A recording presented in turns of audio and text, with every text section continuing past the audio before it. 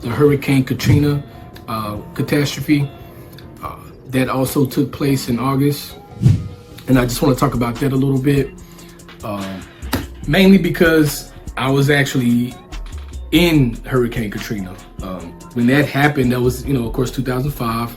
I was in college. I was starting school at USM in Hattiesburg, Mississippi. I know, a lot of the damage, like there was a lot of damage and destruction in New Orleans. And that was like the main focus for most people and, for the news and all that. But there was also a lot of damage in Mississippi. We actually, where I was at school, we actually were stranded on campus for about a week. Let's say that Sunday, the storm was coming in that Sunday. It didn't touch down until Monday.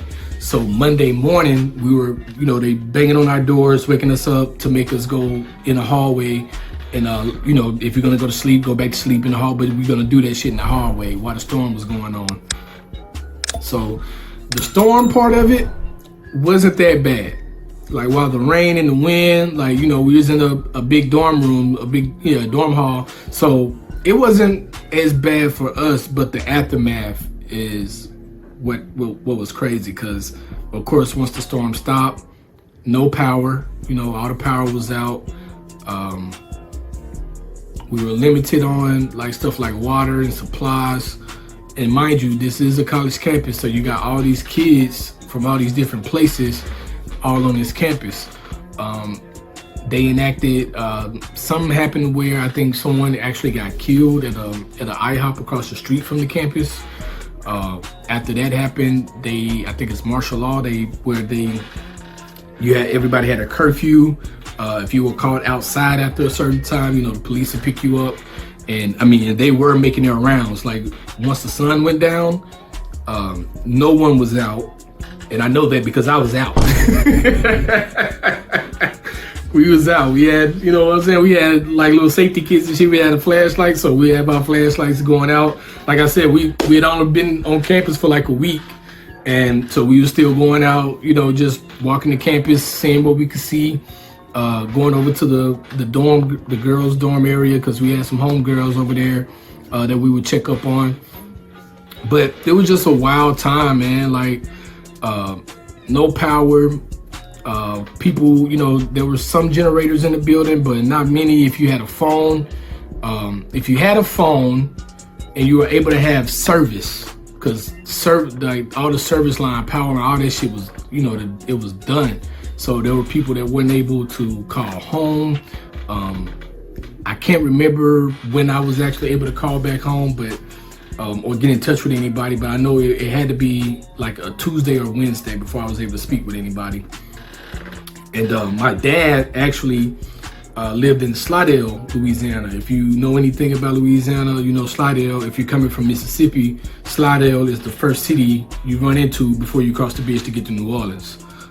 Slidell, then it's New Orleans. So my dad lived in Slidell. They lost everything because he came and picked me up. We went to their home to check it to see, what the damage and all that. And you can see water you can see the water line up the wall where the water filled up the house, and then it's, and it stopped right there.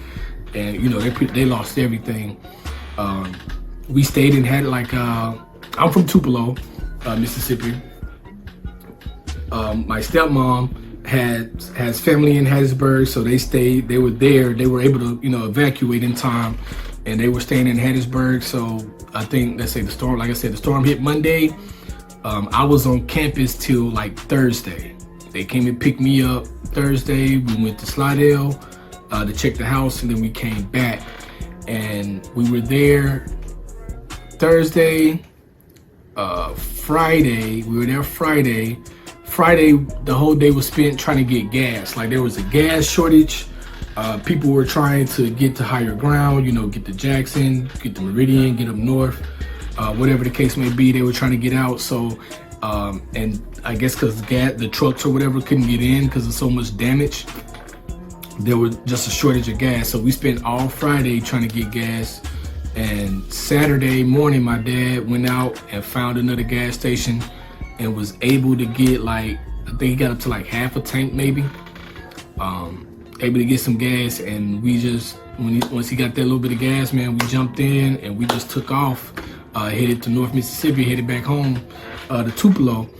And I mean, on edge the whole time, cause like, bro, we don't know if we're gonna run out of gas before we see another gas station. We don't know how extensive the damage was, how far up the damage was, and how far we would have to drive to get out of that damaged area to where we could get to a gas station that has gas. Cause we were still passing, you know, gas stations that had signs that said no gas and stuff like that. So it was a wild time, man. It was a wild time. It was crazy. It was devastating. I remember when I made it home, my grandmama, she looked at me and she just like, you look so tired. I'm like, I am. Like, I haven't slept. Like, you know what I'm saying? Like, at the time, me and my homeboy AC, what up AC? We were roommates. And for some reason, we decided we were gonna do bunk beds with our, you know, with our beds in our dorm, so we could have more room in the room. Look at all this floor space. We do aerobics in here. So many activities. And man, and I had the top bunk. It was hot as hell. I couldn't sleep. It was too damn hot on that top bunk. I couldn't do it. So yeah, my rest was messed up. Mentally, still got a little PTSD from it. There's a new Hurricane Katrina documentary out. I'm not gonna watch it. I thought about it. I couldn't bring myself to do it. I understand, you know, what happened in New Orleans, you know, that's still like the main damage and everything, but I don't want to put myself through that mentally again. I just can't do it. I know I have seen some of my, you know, classmates and stuff from USM. Some of them have watched it and went back, but yeah, like I was talking to my homeboy AC about it a few weeks ago, and it was just, yeah, I can't do it. I can't bring myself to watch it. I did want to mention though, I had a homeboy that actually left us. This nigga, somebody from, another dude from Tupelo, the man, we went to go check on his friends, on his homegirl, his sister.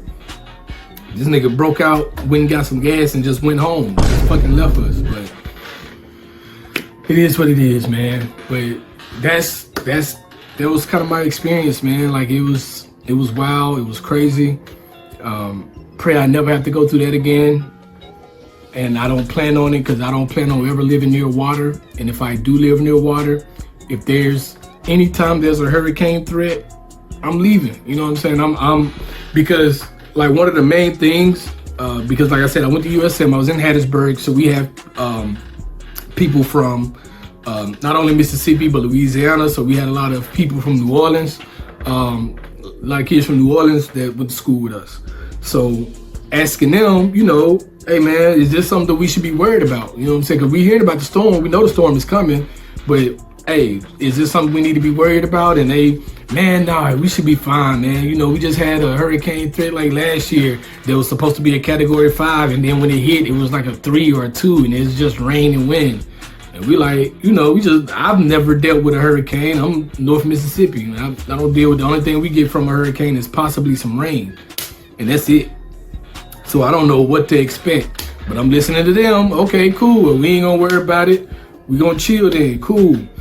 And they were having hurricane parties. Like, this shit is wild. Like, people that live near water are crazy already. And I mean that respectfully. Like, it's a different, if you go to any coastal area, the air feels a little different, man. But those people, they have a different mindset, and I guess they have to. But they were having hurricane parties and shit, man. And it was going down Sunday night, and then Monday it was like, yo, no, y'all, this is a real one.